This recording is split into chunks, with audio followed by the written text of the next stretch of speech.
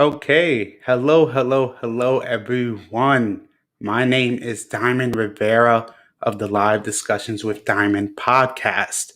And this episode is sponsored by Du Bachata Radio, where you can listen to this interview tonight, live in high quality. And tonight, my people, we have a really special episode. We are stepping into the world of Zouk. We have all the way from DC, the one and only Miss Terrisa Widener. Hey. hello, Diamond. How are you? Hello. Yes, Teresa, man, we have been talking for months, especially last year with COVID hitting. And you were a person that I've been really anticipating having on the platform tonight. So again, thank you so much for coming on. Thank you. Yes. And everyone as well, while you're watching this interview, you can definitely share, like, comment, subscribe to the YouTube channel. Just type in Live Discussions with Diamond podcast as well. This interview will be on Spotify in the upcoming days. But yes, Teresa, for me, especially with 2020 just passing, coming into 2021, I think it's really important that we have artists like yourself on to kind of tell us about the life in DC, the life as a dancer, pre-COVID, present, and I can't really say post, but as we're going along now into 2021, it's been really a crazy year we went through. But before we really get started into things, how have you been thus far? I am healthy. I am alive and employed, and so I am very thankful for those things because things have been hard for a lot of people, especially in the dance scene, especially in the hospitality and entertainment industry. Hmm. So I really do count my blessings and try to constantly perspective check myself if I find myself kind of going, oh no, this or that, because got to be thankful for the things that you have, especially now. Oh So. yeah, absolutely. I mean, I think what 2020 has showed us is that you really can't take things for granted. Like many people I've talked to, some of them friends of yours, we've really had that consensus of understanding that a lot of us took dancing for granted. We were so used to events happening, seeing the people we love, socializing with so many people, and that kind of all fell in one from one day to the next, especially in 2020. Many of the socials we love to go to were no longer around. We couldn't socialize with our friends the same. So, I mean, I think a lot of us have learned a lot of lessons, but I think it's also helped a sense of reflection, understanding what's really, really important in our lives. And I think definitely tonight, us talking, us communicating, building, it allows people to understand the journeys of so many people through the trials and tribulations, kind of the road to success, and just really being able to grow and mature. So I definitely know tonight is going to be special. And as I talk to many of my guests, I really find it intriguing to learn more about the artist pre dancing, pre getting into the dance world, because people know you, what you do on the dance floor or at a congress or at an event, but I think I love when people can get to understand the artist for what they do more than that. So, I mean, I would love to kind of really hop in and learn kind of how it all started. But before we do get started, I do want to let you know during the interview, we'll be having real live time comments coming in. For example, we have Belle here. Hey, Belle! Sorry. No worries at all. Hey, Yeah, Belle! just seeing that people really would love to hear your story. So, Teresa, I would love for you to kind of take us back of like really who was Teresa before dance? Who was I? That's a dancing, something that I've always kind of loved, but didn't really formally get into until adulthood. So I didn't get into formal dancing until grad school. So it wasn't until after I finished undergrad. Undergrad, I was very busy. I had two jobs and I was a resident assistant. So the hustle was real. And then I got into grad school, and I kind of reduced the workload in terms of jobs that I had. And grad school was actually easier because I had less classes. So then I ended up having some time and, lo and behold, some money to take actual classes. So I found a ballroom studio. I was going to Old Dominion University, go Monarchs, at the time. I went there for undergrad and grad school. And I found a studio out in Virginia Beach called A Time to Dance. And they did weekly ballroom classes. And so I was like, this is great. I always wanted to get my samba, cha-cha on and whatnot. So I signed up for class and I started going to that on a regular basis. And that was my first time I was in like regular, legit instructional classes for dance. Um, Mm. yeah, so ballroom was the thing at first. It was international Latin ballroom. I could not do standard to save my life. Do not ever ask me to do waltz. Ever. Oh my Waltz, god. foxtrot, that is hard. I find it fascinating too is that, especially with dancers, there really are two different phases in dancers' lives. Meaning is we know the dancers that have kind of been ingratiated in this world from an early age. The people that have been dancing since they were 5, classically trained, we get it. But then there are other dancers that I know, like yourself, that start at a later age. And I think, I mean, it affects everybody differently, realizing, like you said, you started after grad school and going into ballroom, but Latin ballroom. Um, and realizing, I mean, from my experience, it's not easy. Those professions and those styles can be intimidating to many people. But one thing that we've talked about is how expensive it can be. Yes, I bought my first ballroom dress. Lord, first ballroom dress I ever bought, first like legit Latin ballroom dress I ever bought was $1,500. Oof. Um, and it barely had any stones on it. Oh wow! But that was my first. Was it just fringe? No, it was. It's a. I still have it actually. It's this drapey, Grecian, like brown and flesh tone Latin, international Latin dress, open back. Like it's really pretty, but it's barely got any stoning on it. It was $1,500, and that was the most expensive costume I've ever purchased in my life. So yeah. I mean, I definitely don't blame you keeping that. That really is really an investment. I think because a lot of people have to understand, especially when people are taking dance classes, a really big intimidating factor is finances. Being able to finance your investment. Of course, we know people that just take a class here and there with their friends. But for some of us, we take a class and it becomes infectious. It becomes like, hey, I need to keep going. This is something that interests me. Um, it's funny here. I don't know who said this. We'll figure it out later. But somebody says ballroom will make you broke. I mean, for a $1,500 costume, yeah, I mean, I would keep it even if I'm not dancing ballroom anymore. So, Yeah. question now is, you're kind of into the ballroom sector. How long was it until like you were able to network with different artists? Were there kind of certain dancers that you know now that kind of took you under your wing, took you under their wing, or like those friendships you've been able to make through that? Through dance. Yes. My biggest one, da da da da, Miss Cat Arias Oh from yes. Belgian Dance Company, yes. So she was one of the first people I met when I moved up to DC. Mm. So I met her through the ballroom dance studio that she was working at, and she kind of brought me in into the studio and whatnot. I remember Monday night classes with Janya and Sunday afternoon classes with Dimitar. That's what I remember on a weekly basis. That's where I was, and then I would also sneak into the hustle socials after the Monday night classes Mm. sometimes.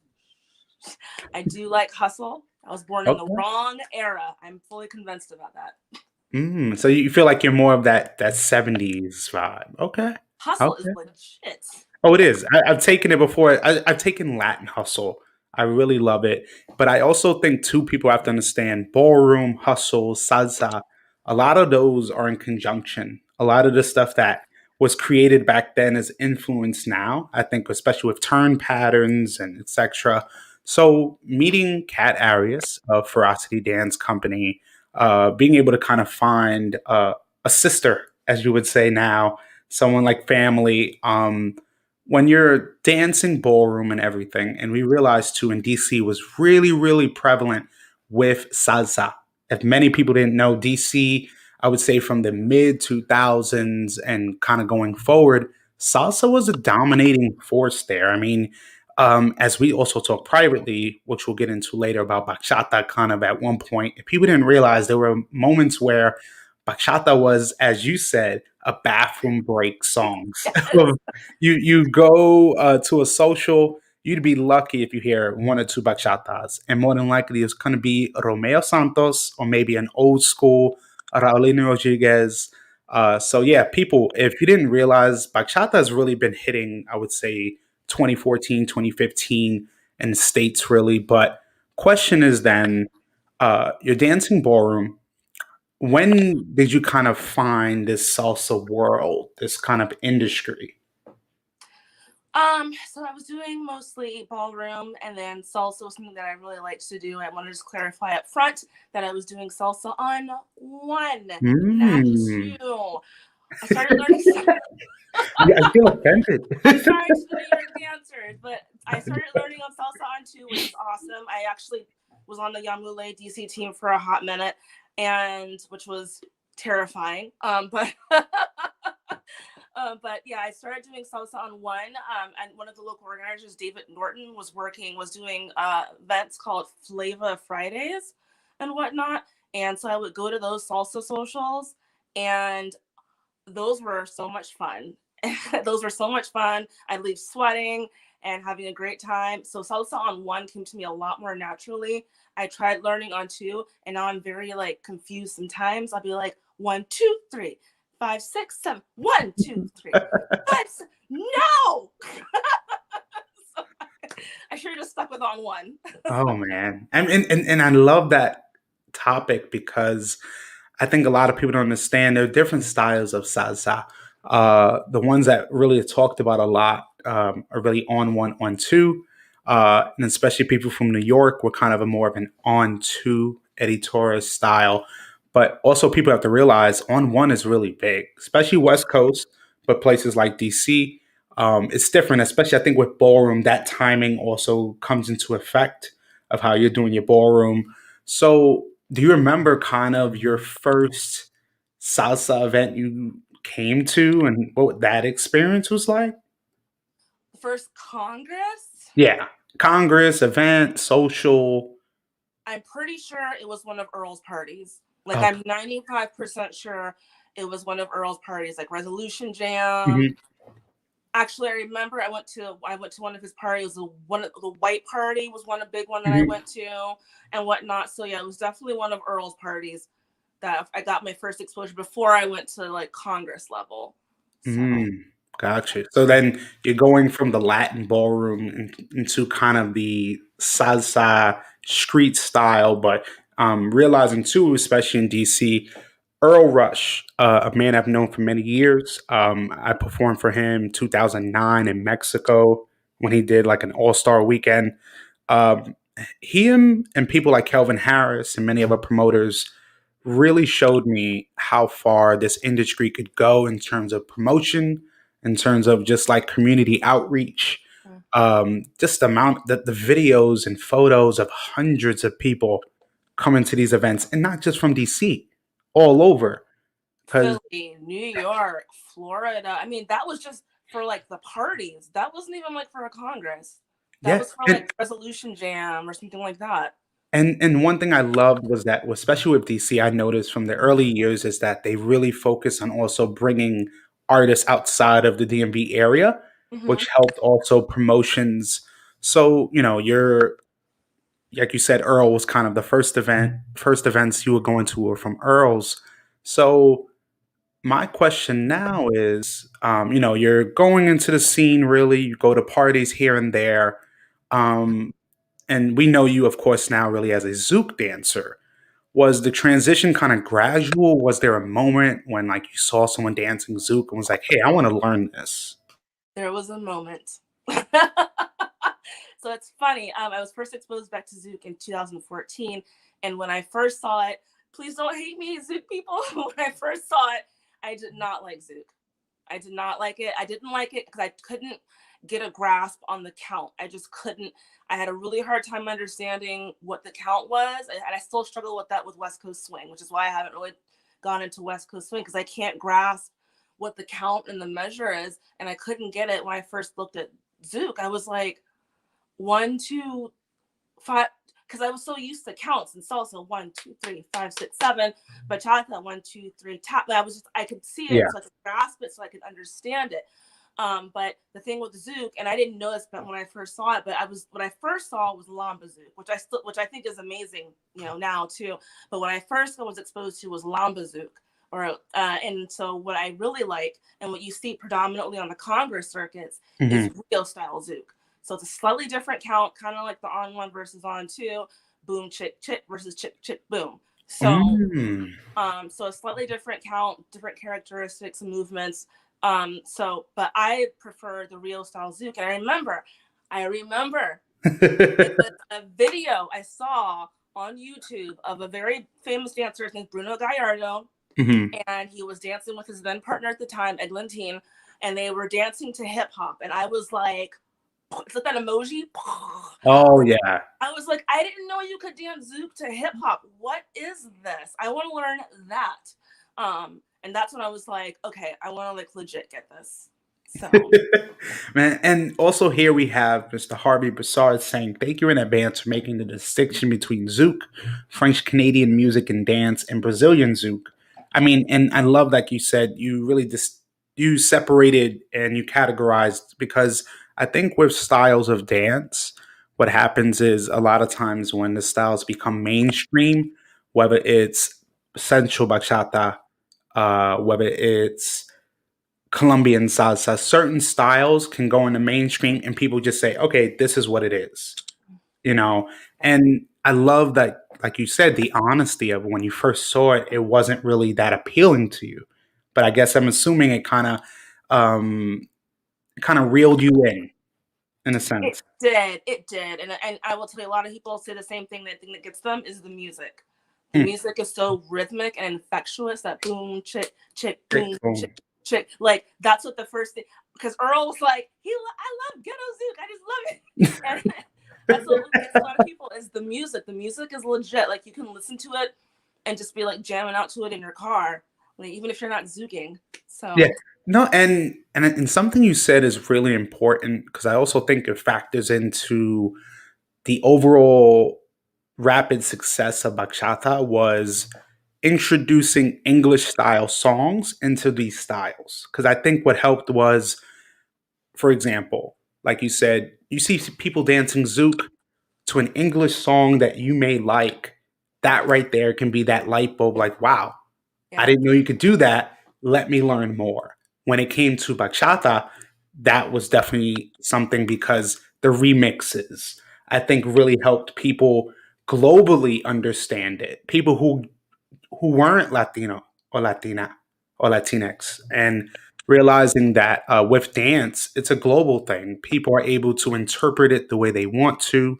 So when did you, after seeing this performance, did you immediately like, hey, I need to start taking classes?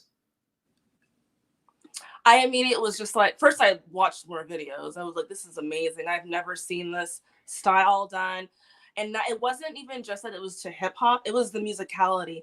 The Yeah. musicality factor in Zouk is on another level. When I do teach classes, a lot of times I always ask, who dances like West Coast swing?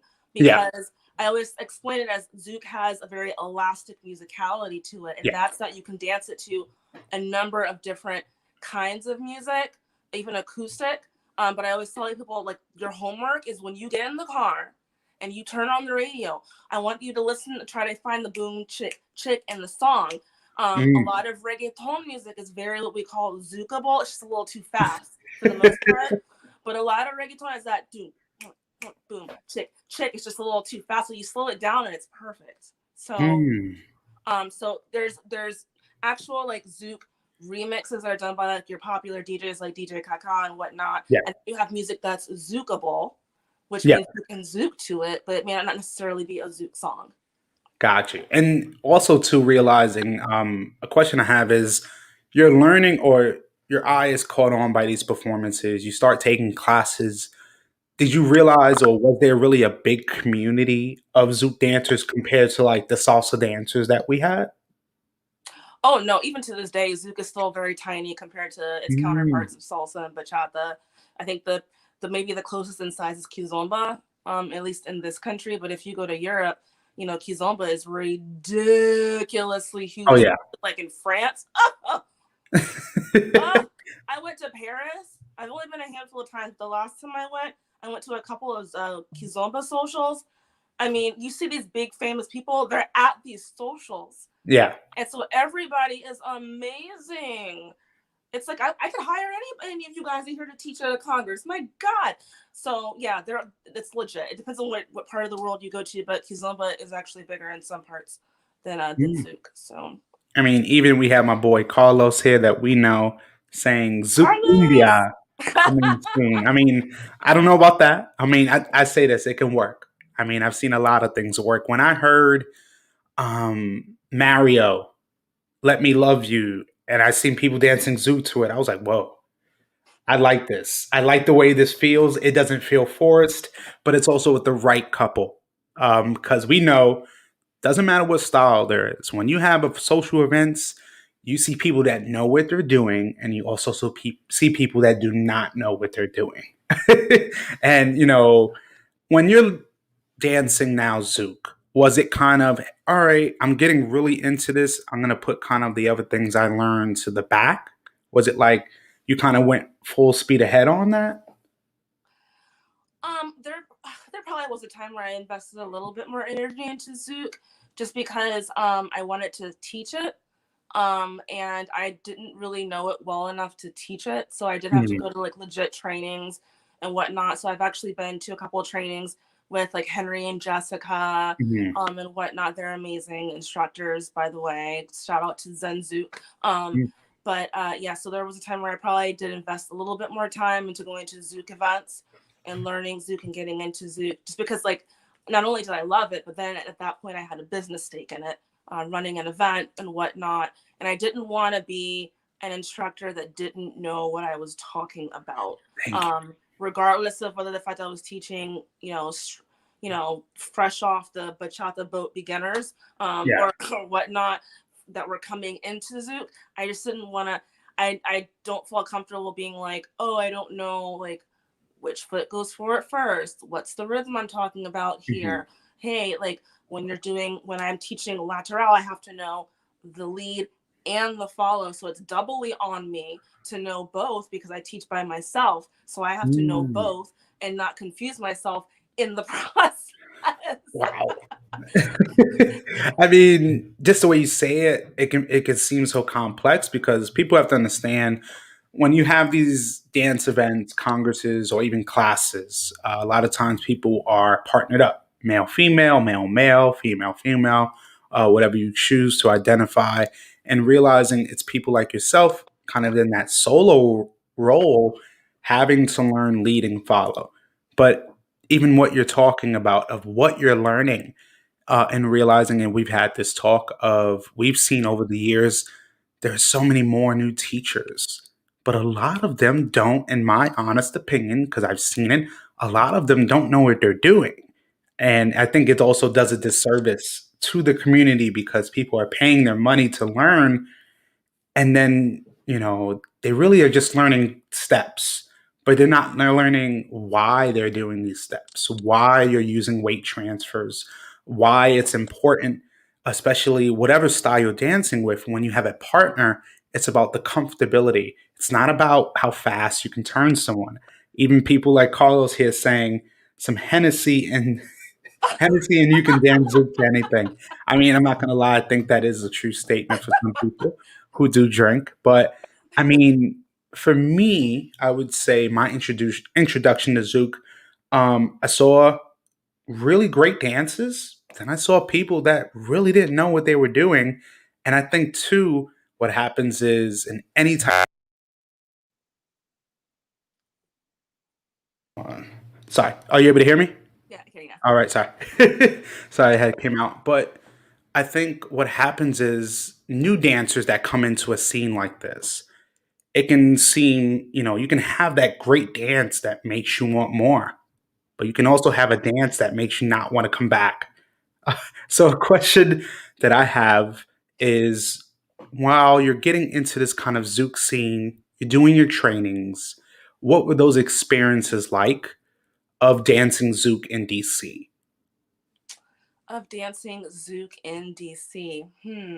My experience, um, as of recent or when I like Just, first. I would say more in the beginning, because like you said, the scene in there is really small. So did you kind of have to really search and find the community, or you kind of have a pocket of friends that kind of all did Zouk?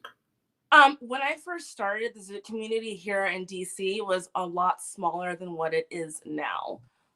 So I went to New York fairly often, and going to New York really kind of pushed me because Hmm. the scene in New York was already very strong. I would say your top three Zouk scenes in the entire country right now are probably DC, New York, and then probably like Cali in terms of like LA. Um, Hmm. the whole California is fairly large, but the entire California the West Coast scene is Yeah. fairly strong over there. So yeah. Yeah. So now a question I have really is, and you touched on it earlier, was now going into the business side of things. And I think people don't really understand it's a total difference from just being a social dancer to being running a business that caters to that community, because the relationships you have with those people are different when money gets involved. But really, what were those experiences like now of you being able to learn and now being a part of create of being a part of events like the DC Zouk Festival, of now stepping into a different role? Was it kind of an easy transition, or were there some like little bumps along the way? Some little bumps along the way, definitely for sure. But it's more so like for me personally, running my own event now and whatnot. For me, it's kind of really making sure I maintain relationships and maintain the communication lines with people that are in the community, because Mhm. those people who are in the community are not only my fellow community members, but they're people Yeah. that support my event literally.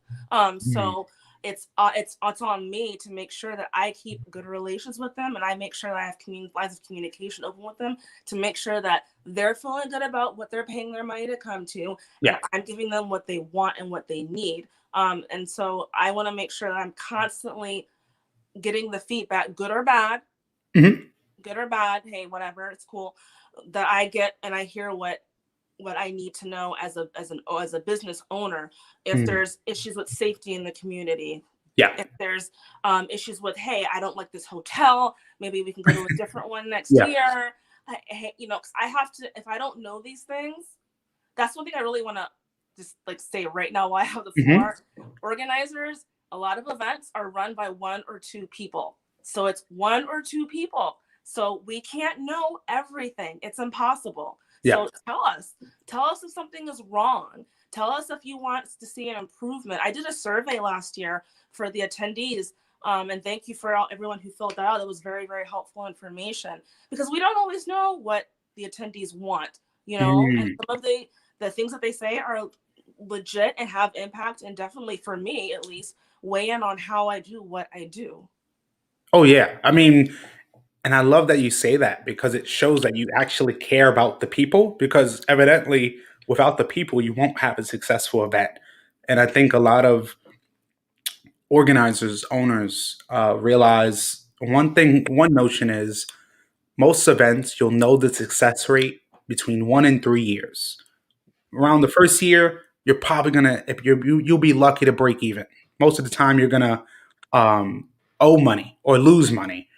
And realizing too is that the more you listen to the people that are paying to come to your event, the better your event can be. because when you don't listen to them, things will not change.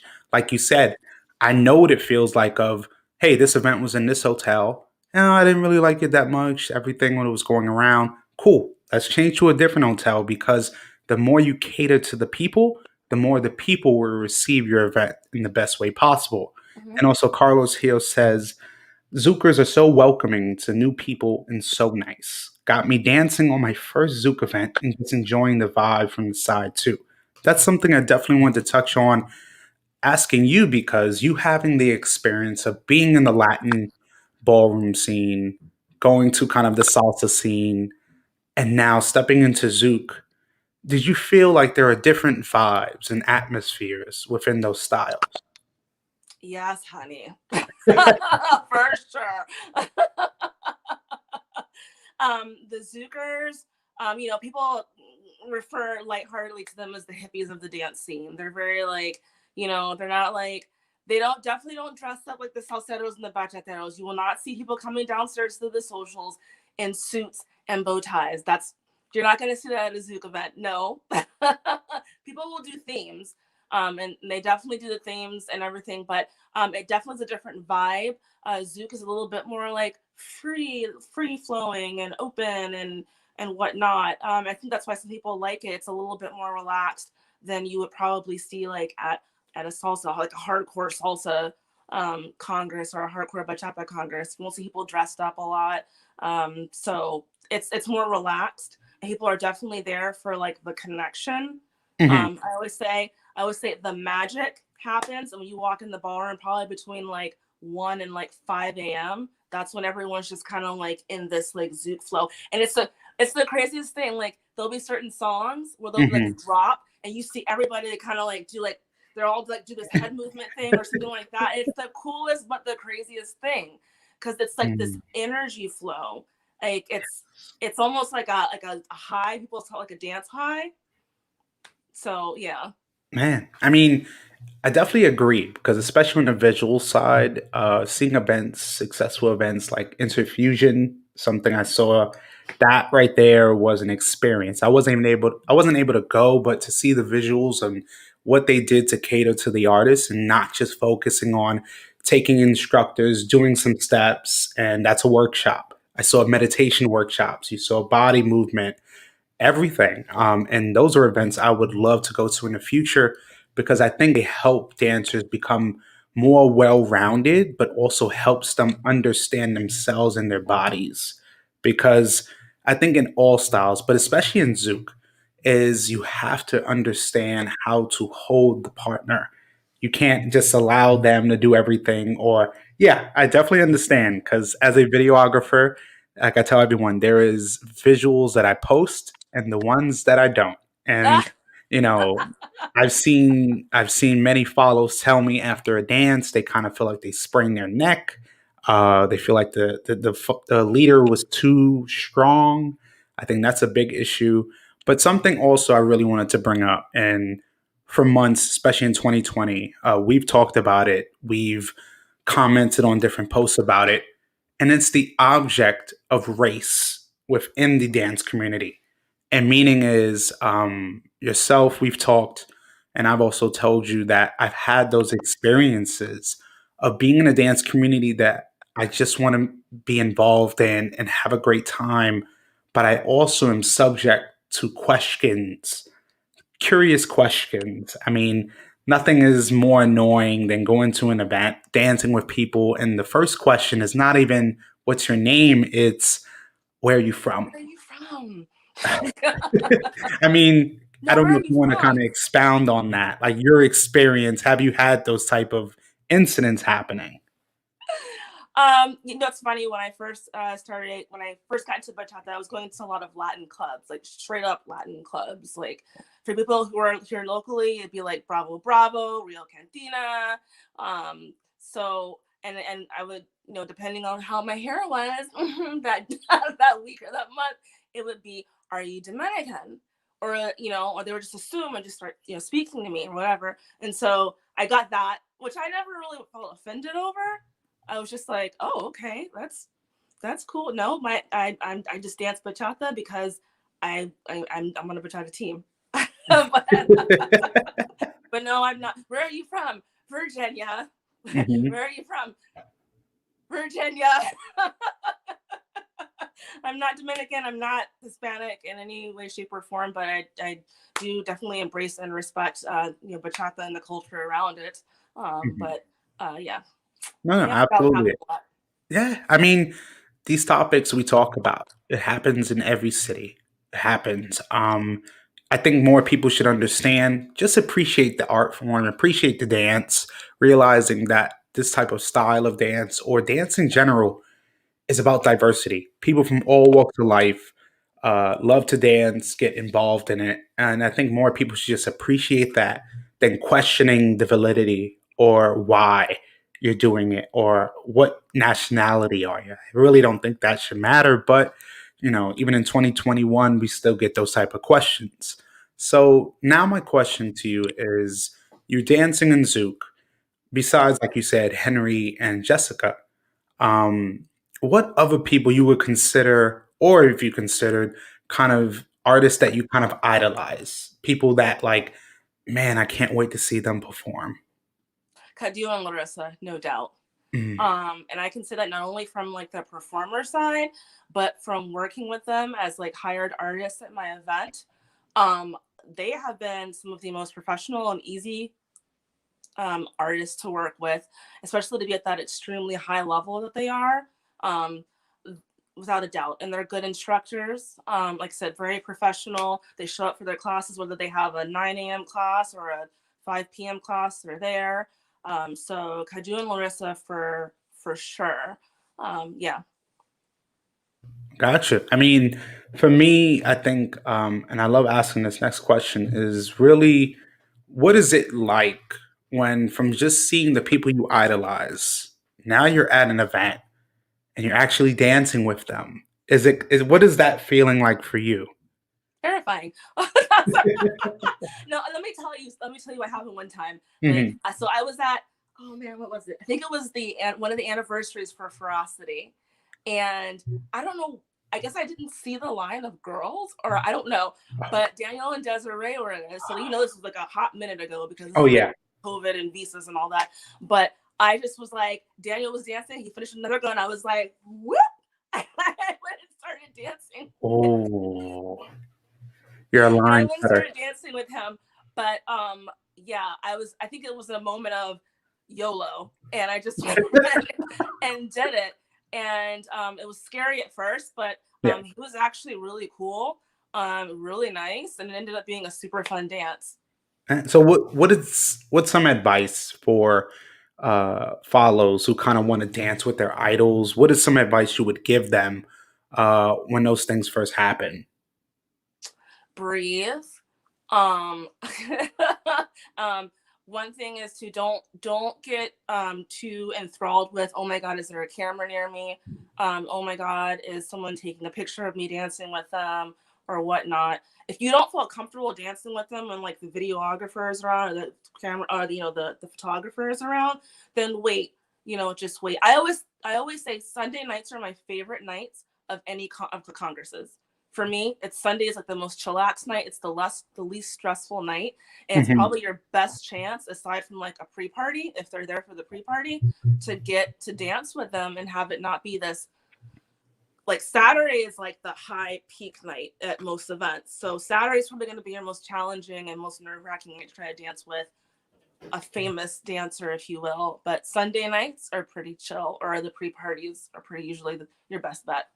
All right. Well, all right. So kind of fast forwarding from the DC Zouk Festival, you're able now to have your own event, Zouk Heat.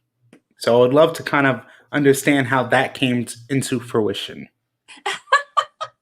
So Zook Heat, yeah. So funny little story. Things unfortunately didn't end up working out with DC Zook, so I went ahead and we parted ways on that. And I really like organizing. Like I really like organizing.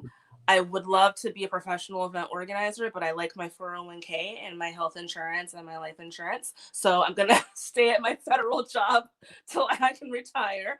But I really genuinely love organizing events. And I didn't realize, so I thought about it. I was thinking about it before your interview. And I was like, I've been organizing stuff since college, early in college. And I didn't realize that when I was a resident assistant, I would organize events for my students on my hall.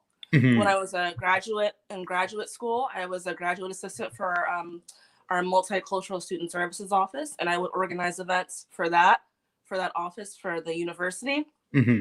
And then I got involved on DC Zouk initially, and then I got into this, and then I've worked also on staff on a couple of other events too. Hmm. So I really like event organizing. I didn't want to quit because things Yeah. didn't work out.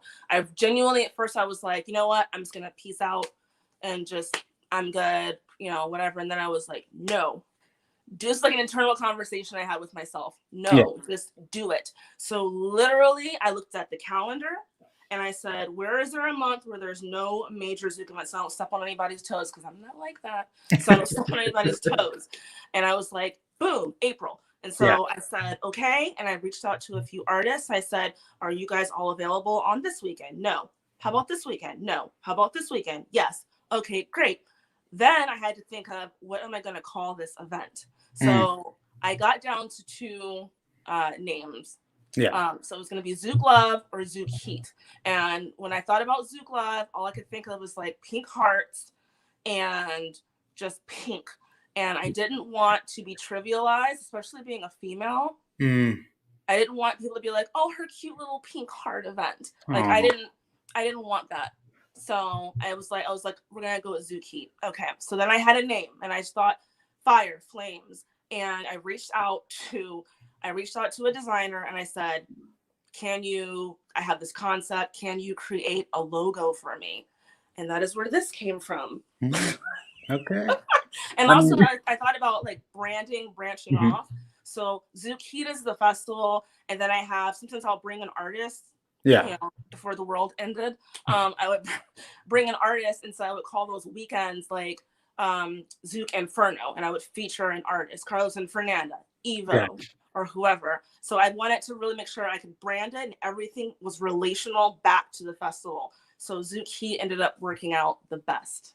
Awesome. Awesome. I mean, now I kind of wish I reconsidered the color of the flyer I gave to you instead of pink. I should have had something red. No worries. No, and definitely, I love the idea and realizing that everything kind of ties back to the event, but also you're giving back to your community, to your Zouk community, bringing artists along and having people learn from them. I think is great. You have that space, that platform, in a sense, to allow people to learn Zouk, appreciate it, and helping grow the community. So now it kind of gives me to now understand kind of right before COVID hit, how was the community of Zouk in DC? I mean, from the beginnings of you started, did you really notice the growth? Mm-hmm. Mm. So I always say that there's a partnership. We work hand in hand. So I work really closely with District Zouk, Hmm. and I would say District Zouk gives the DC community, District Zouk, along with the other organizers like Mimi, and our neighboring cities like Chinky and Charlottesville Hmm. and whatnot. That RVA Zouk movement and whatnot. Um, all those people who are doing Zouk, that are doing classes, that run teams. I was on District Zouk Ladies team. Vanessa, shout out to Vanessa. District Zouk Ladies team, that provides the continuity. That provides the continuing education. That provides the classes and the constant training that keeps people excited and ready to go to these larger events. Because Yeah. without the continuity piece, all you have are these pops of events and nothing's continuous. Oh, festival, Congress. It's like, where's the continuity though to keep your community growing and Hmm. thriving? And so it kind of works hand in hand. I don't do regular classes. Hmm. I'm happy running just the events that I do, the socials that I do. That's where I feel like my place is, and that's where I genuinely enjoy doing. So Gotcha. So now my kind of last question before we get into our concluding segment of the randoms is, you know, COVID hits and the events that we were going to last year in the beginning of last year that we were saying, man, I can't wait till next week. COVID hits, and I've told many people on this podcast that I felt COVID especially hit our community one of the hardest because one thing we thrive on is socialization, being close with one another, and everything changed in a matter of days. So really, my question now is from kind of taking almost, and it's really almost in about a month or two, a year since this pandemic. What are the lessons you've learned since the beginning of COVID and even to the present day about your dance community?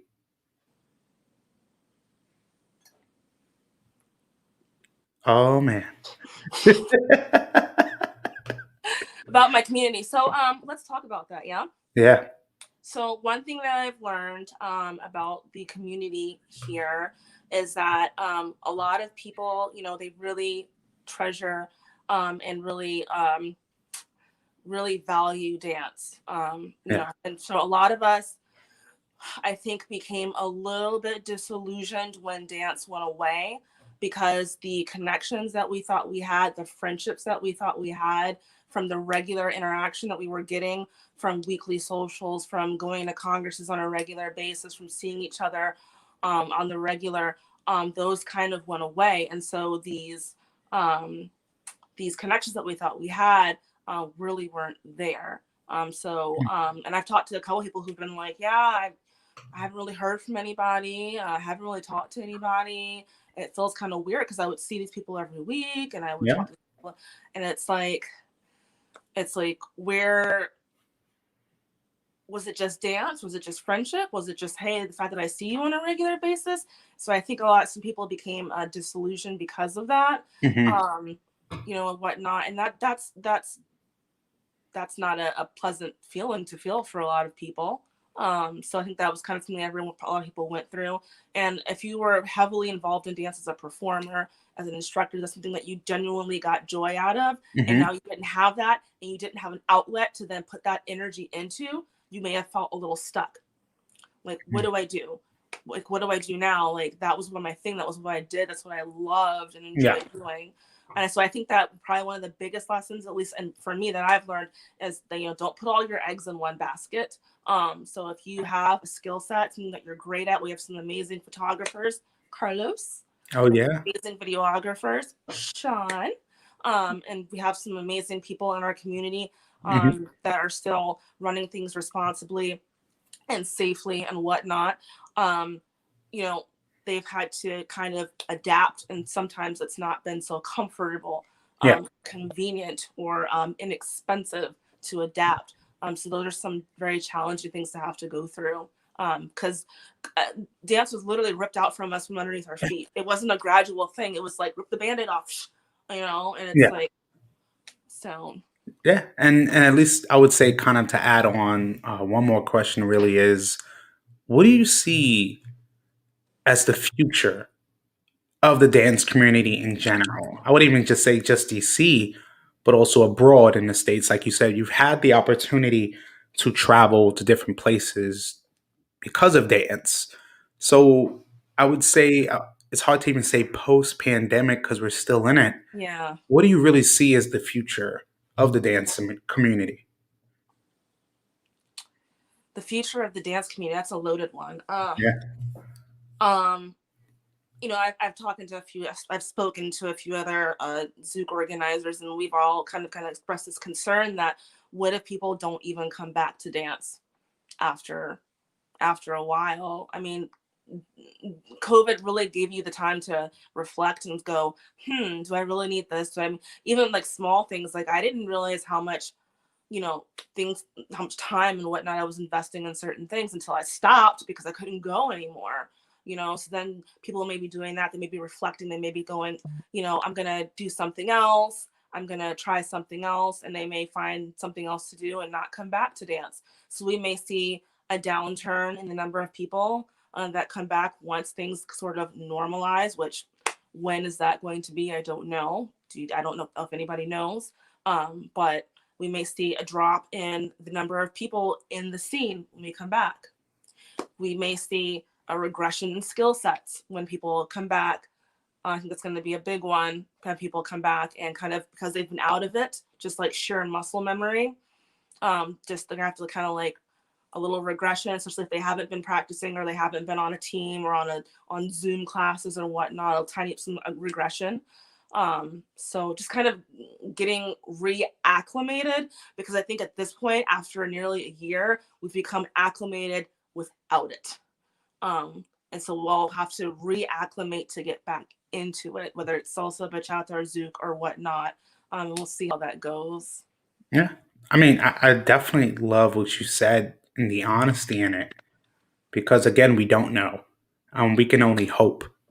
But I think also when we have dancers like yourself, instructors, organizers like yourself that really keep it real, keep it just honest about what really is the future, because I think that's the one thing specifically you said is, will people come back in the same fashion, the amount of people? I definitely think organizers are going to have to change their approach on things. Again, because I think too, we've realized is that people still will be very reluctant.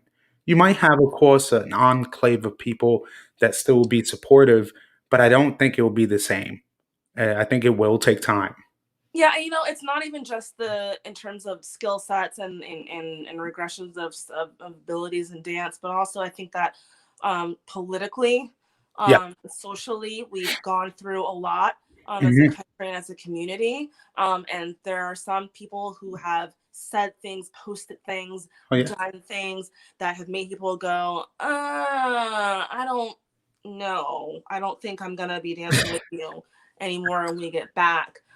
So I think that's going to create a little bit of a divide in the community too. I mean, no one can deny. I mean, I live 15 minutes outside of DC, honey, and it got a little off the chain Oh a yeah. couple days ago. And this coming Wednesday, it's probably going to pop off some more. So yeah, And oh man, I love or what next you said. Tuesday. I love it. I love what you said because it is real. Realizing this quarantine has helped us reflect, but it's also given those people who can think like that time to express themselves. Because I definitely think, and I've told many guests this before, that our dance world was an escape from our reality. So when we had to come back to reality, now people have time to type. People have time to write what they feel. And I definitely think when it comes to dance and it comes to anything with politics, you can keep it separate. But there are certain ideologies and certain opinions that can definitely be deemed offensive. And I Mhm. think too, people like you, myself, and other people in the dance community, no matter what style it is, there are people that take that serious of realizing, hey, when we come back to our dance scene, we need change. The same changes we see outside in the streets, the same changes we're seeing in politics and government and laws, are the same changes we want to see in our community, because I definitely have changed my viewpoints on many artists and dancers that I've seen, uh, from a political standpoint of what they truly feel, but also the seriousness of how they've taken this virus, Mhm. of these organizers creating events or these dancers being a part of events where things aren't shown to be safe. I get it completely as an artist. You need to put money on the table. But there are also artists that are showing you if you do things safely, you can be successful, because realizing what we're going through, it only takes one. It only takes one person in a room of 100, and things can all of a sudden change. And I think to a big notion, and as I said before, was if it doesn't affect you, it doesn't affect you. Meaning is, everybody's been affected by this pandemic in different ways financially, with jobs, job security, um, with things that they love like dance. They're not able to dance like they used to, because that is really like a form of therapy. So I definitely feel this quarantine has been beneficial in the sense of now we understand the people that are really there for our community and the people that have really just been there for themselves. And I think the more we use our voices, the more we can root out those people because I don't think those people have a place in our community. And I'm definitely upfront of saying it. The same way I can tell you here through our interview virtually is when I do go back to DC, I'll say it to the same people because, my thing is I want us to change. I want us to grow. I want us to mature. And we got to use our voices. I think that's really important. And even having you on tonight, us being able to just dialogue and understand and listen. And I think that's a big thing. People just need to listen, but also there needs to be actions, because we can talk about it, but we also have to be about it. So I think that definitely is important. But I think now it helps me transition to our closing segment that I have called the randoms, which is about 10 questions varying from different topics. But I think they will allow myself and the audience to get to know you a little better. So please let me know when you are ready. I'm ready. All right. First question is favorite food. Anything ethnic. So Mm. Indian food, Ethiopian food, Mexican food, Salvadorian food, Bolivian food. I let's see what else. Thai Mhm. food. So I like spice. I like Okay. flavor. Okay. All right. Next question is if you can dance with one Zouk lead, who would that be right now? Pedrinho from the UK. He's so nice. He's funny, and he's not terrifying to dance with. He's so nice. He's so like laughy and nice and easygoing. So yeah. Okay. All right. Next one is what would be your dream vacation destination? Oh man, anywhere rather than home right now. But honestly, I've been eyeing these pictures of like bungalows over the water, like in Mhm. Bali. So something like that would be amazing. Okay. All right. Next question would be, and this one can get a little bit interesting. What is your opinion on relationships in the dance scene? My opinion on relationship in the dance scene. You can sip your tea. It's okay. No, I think relationships in the dance scene can work. Mhm. I've seen some pretty successful couples. I mean, you look at like Lee and Kat, Vladi and Jimena, Carolina and Virgil. Shout out to Ferocity, that's right. So Hey. and you see them and they make it work. So I think that the biggest thing you have to have, because respect, you have to have communication, and things can work out. Okay. All right. Next question is what is your spirit animal? I would say a dog, just because I love dogs Okay. so much, like so much. And so, under the right circumstances, I'm super like friendly. Like I'm Super like, friendly but hi, how super are you? Under territorial. the right circumstances. Okay, so what kind of dog? My favorite breed are German shepherds. Okay. So maybe that would be like my spirit animal. All right. I Kind like of that. I like protective, kind of fluffy. So Gotcha. All right, next one would be what would be your superpower? my superpower, if I could pick any one, um maybe it'd probably be seeing into the future, because then I could have foresaw all this happening. You could have went to all the events you needed to go to and handle I would everything have bought accordingly. all the Bitcoin. Oh my god. Oh my god. Man, but before we get finished out with these questions, big shout out to Lee El Granquito. Says shout out to Zook Heat and Terrisa Widener. Love your energy and what you do for the community. Shout out to DCBX. I had the pleasure of working on their event. They have one of Mhm. the most long-standing events in the DC community. So shout out to them. They definitely have been operating and making big sacrifices for the community. So shout out to Lee and Kat. Absolutely. All right. Next question would be, and I love asking these spicy questions. Ah, What is a huge don't if somebody wants to dance with you? And we know what that means of what are pet peeves of yours for people that, dance with you from maybe not even giving you eye contact or maybe giving you too much eye contact. okay, so pet peeves. Okay, So first pet peeve is not no situational awareness.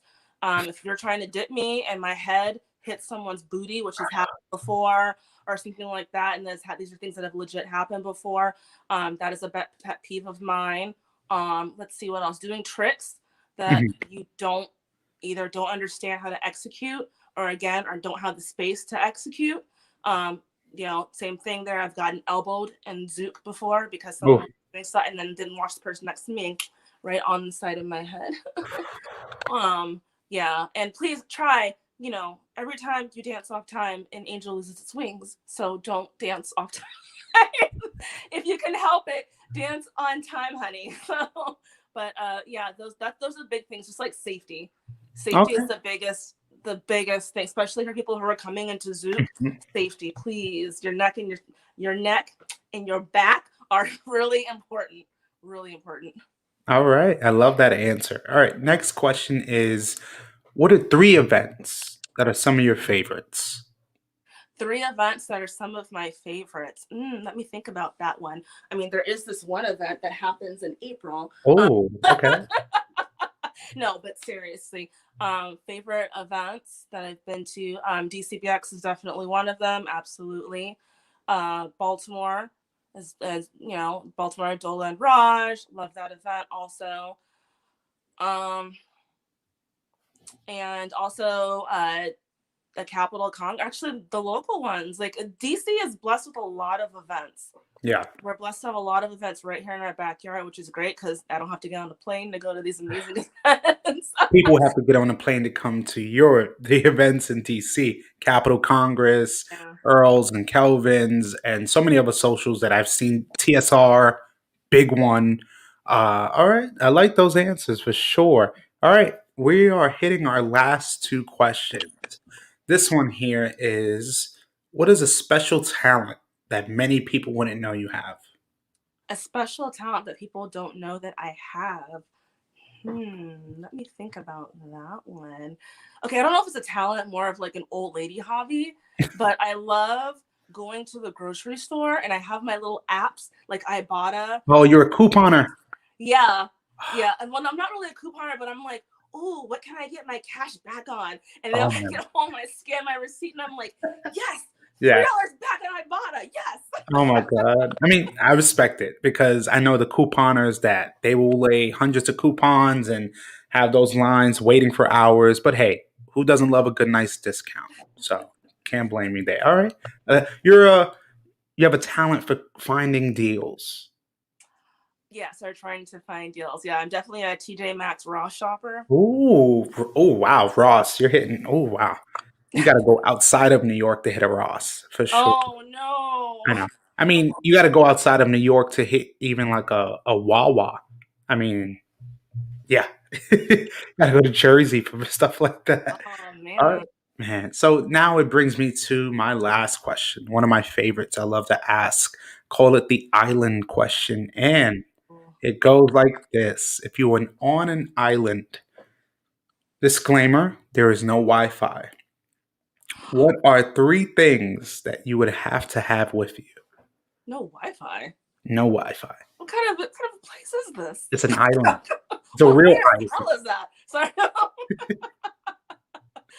Huh. I would have to bring photographs, probably photographs, like a photo album. So one of the things I really love about Facebook is their memories and things that pop up. So your pictures. So I definitely want to have an album of pictures of memories. So family, previous events that I've been to, things like that, performances, Hmm. things like that. I'd want some sort of a music player, an MP3 player, something to play music. You don't have to have internet for music. um, and then the third thing, let's see. Well, there's no electricity, right? No. I need some kind of fire so I can cook. All right. There you go. I mean, you didn't need a boat. You didn't need any smoke screen. I love it. You got some fire. You got your book. You got your fire. You got your photos. And what was the other one? I need music of some sort. Okay. Yeah. All right. I mean, you only got about a 2, 3 hour time slot to listen to some good music. So again, I love. Thank you that you were able to do this segment. Your answers are definitely quick and rapid, which I love. But I also love hearing different answers from different guests, seeing what's really on their mind. So thank you again for completing this segment. And it now brings us to the conclusion of our time tonight. And me really just wanted to let you know that just from hearing your story, kind of from your beginnings to the present and your outlook on the future is really inspiring because you are the artists of the future. We realize we have people here that are kind of the legends, the people, the I would call them also gatekeepers because we realize as generations change, there's always new blood, new people that want to help the community, especially seeing with Lee giving you a big shout out. That's also showing that you're doing something right.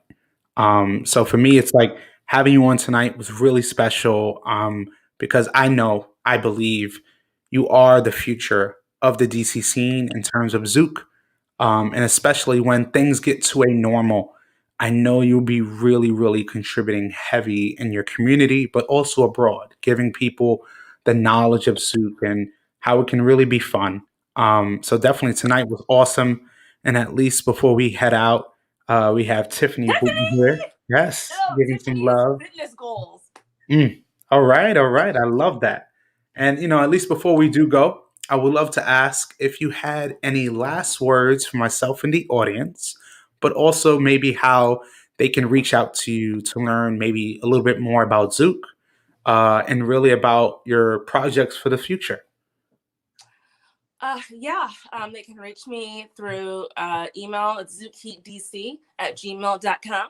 Or they can reach me through my personal email. It's my first name, Terrisa.lastname.Widener@gmail.com. Or they can hit me up on Instagram. Yes, Tiffany. They can hit me up on Instagram. And Carmen, yes. Yes. Yes. All right. Hit me up on Instagram, WidenerTN. Or they can hit me up. Find me on Clubhouse. You're on Hey. class. Hey, I got 3 invites today if anybody needs one. So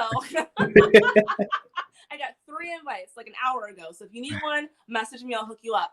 But yeah, you can follow me there also. So I'm on Clubhouse, Instagram, Facebook, and on email if you want to learn more about Zook, about what we're going to be doing for Zouk Heat coming up here. Well, not this current year, but hopefully in the future. So we're going to Mhm. keep hope alive for 2022.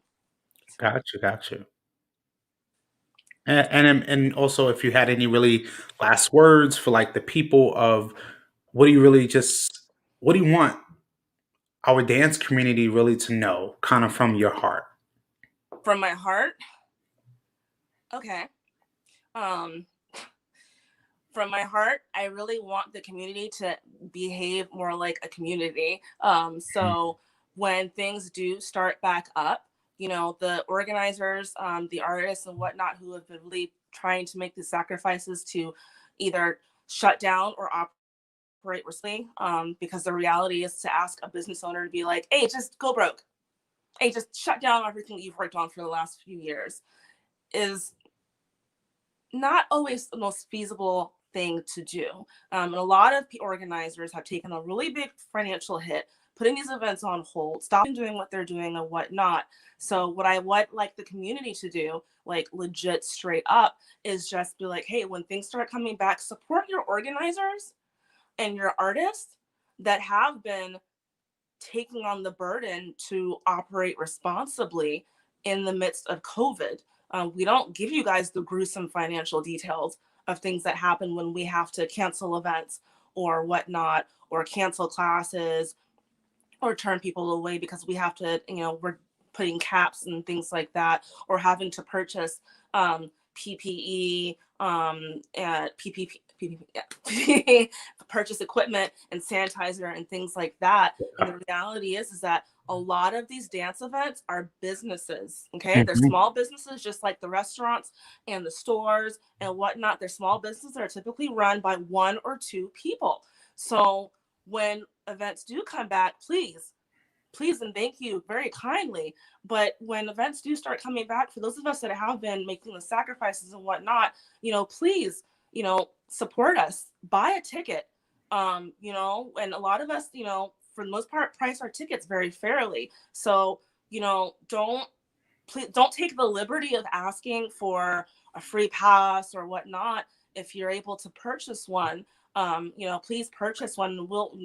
We're trying to, most of us will try to share the burden of COVID around, as opposed to it Hmm. being, oh, just over here, you deal with the burden, or you deal with the hit, or you Yeah. deal with whatever. Because organizers, we don't have a magic pot of money at the end of the organizing rainbow. That doesn't exist.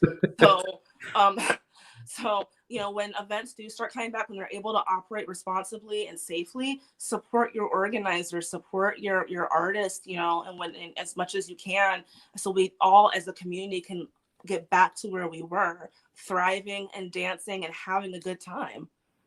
Hmm. Man, beautifully said. Beautifully said. And Teresa, honestly, tonight has been dope. It's for me, either virtual or in person. No matter what, I've definitely felt like I've learned so much more about you, and I definitely hope for the future when things are much safer. Like I've told many of my DC friends, I can't wait to come up there and create content and work with artists like yourselves because I think y'all are really a special collective, especially in DC. DC being honestly for the past 5 to 10 years has been really a hotbed for dancing and creativity and artistry. And just hearing you tonight talking about your experiences, your opinions on things, I love it because it's coming from you and your experience. So I definitely think tonight was really awesome. And like I tell all of my guests that I feel like our talks from the beginning are kind of series, part one to hopefully way more parts. So I would love to have you on for future episodes, whether it be panels on certain topics, what have you. But I definitely would love to have you on in the future and definitely hope you stay safe out there in DC and definitely can't wait till we do this again. Absolutely. Thank you so much, Diamond, for not only for this tonight with me, but for this whole series that you've built. I think that the dialogue and the conversation is really going to bridge a lot of gaps in the community. So when we come back, things can be all that much better. Oh, So absolutely. I mean, I feel for me, I couldn't do this without artists like yourselves because as we do come to the community, come back to this community, now these event organizers can understand or listen to an interview with yourself or others and say, oh, these are the changes that we need to make. There's no longer an excuse for saying, we don't know what to do. People are not telling us. That's a lie. We have platforms like this that you can hear it straight, as they say, from the horse's mouth. You can hear it from the people that attend your events, that support your events. These are the things we want to see change. So now these people, these organizers don't have any excuse not to. So I think tonight has again been very special, been informative, been for me even emotional, understanding the toll and the journey it takes for someone to really become a contributor to this community because it's a lot of money involved, it's a lot of time involved. And before you know it, it's like you've been doing this for years and it's kind of your life. But always realize it's a part of your life. As you said, your federal job, you have a dance life. So being able to balance that is amazing. So again, I thank you, Teresa, so much. And as people can hear sirens. This is New York City. We always hearing sirens. all right. Yes, but Teresa, thank you so much tonight for coming on, and I definitely can't wait for the future. All right. Thank you, Diamond. Absolutely, thank you everyone that's tuned in. Please be prone that we will be having an episode tomorrow with Mr. Watson Saint Suni out of PA, and everyone definitely stay tuned as well. This episode tonight will be on tubachataradio.com where you can listen to it, replay it, listen to it in your car, at the gym, what have you. As well, this will be on Spotify. So please definitely check this out. Everyone have a great